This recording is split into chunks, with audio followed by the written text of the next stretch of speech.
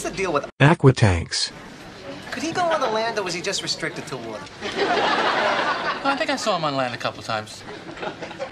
Hey everybody, Pinstripe here. What is up with you guys? Have you ever used an Aquatank? Because I gotta say, they completely changed the dynamic of the playable vehicles within Hogs of War. In many ways, it's the closest thing we'll ever get to some form of boat vehicle. But did you know that there are also other special vehicles that have special appearances and abilities that most people didn't actually know about from within the single player campaign? For instance, did you know that the duck vehicle is able to pick up an entire team with the ability to traverse over all land masses? That includes both water and minefields, but it does have the exception of not actually having any weapons on board. The truck works exactly the same way, and when I stumbled upon this ability of being able to pick up your entire team, I was just dumbfounded. Why, I hear you may ask? Well, because no one freaking told me. Having played this game for so long and not actually know that these vehicles allow you to pick up other teammates and have them jump into that vehicle with you, it's just crazy, and it really shows the lack of information that this game has, both within the community and just online in general. Yeah, okay, I know this game is really old, so the lack of information is kind of a given that back in the year 2000, the internet was kind of still in its infancy, so in that regard I can understand everything, but that is kind of why I make these videos, to just explain, you know, these little hidden things that people don't necessarily know about. Obviously, if you attempt to drive into one of your pigs while driving an Aquatank, they will take 20 damage, and this is the same for if you drive into enemies.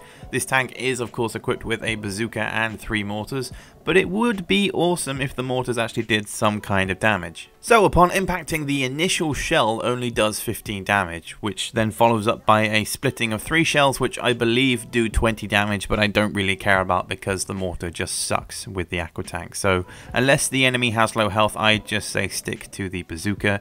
Strategically, this is of course by far the best tank. It is extremely powerful against the heavy weapons class, as you can just position yourself out on the water and not really have to care about the idea of splash damage. Because of that, direct hits are definitely needed when you used shell-based weaponry against the Aquatank, which is why it sits at its weakest against the espionage class. As we know, the sniper rifle is one of the deadliest weapons in the game, and all a sniper needs is a sight line of the tank sat out on the water, and it's essentially a sitting duck. Get it? Duck? It's funny because ducks sit on water and there's a duck vehicle in the game. Haha.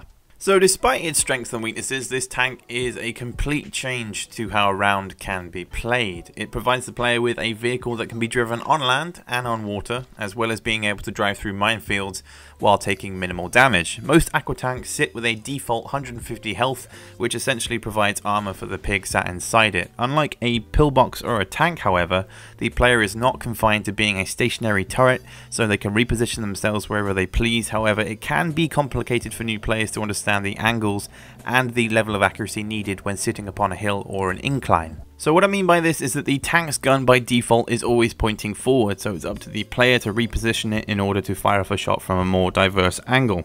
It's actually the camera angle that determines where the shot will be fired, so when you reposition the gun, the camera will move with it and that will show you where the shell will be fired. Regular land-based tanks have the same aiming system as well, and they can also be driven on water, but only for several seconds. Upon contact with the water, the land-based tanks act in the same way as a pig that has just been knocked into water. Their armor deteriorates at a rapid pace before exploding when it reaches 0. It's also very interesting to note that the AI will usually always target pigs that have acquired some form of tank, pillbox, or artillery, as this extra armor is more powerful than just a standard pig, thus taking priority. To me, I do find it a shame that the Aquatanks are primarily confined to multiplayer and that they were never really incorporated into the single player missions. Nevertheless though, they provide a completely different perspective on how a match can be played out and the strategies that come with it. So the next time you play around and come across an Aquatank, don't just run to the nearest land tank because it has an airburst inside it.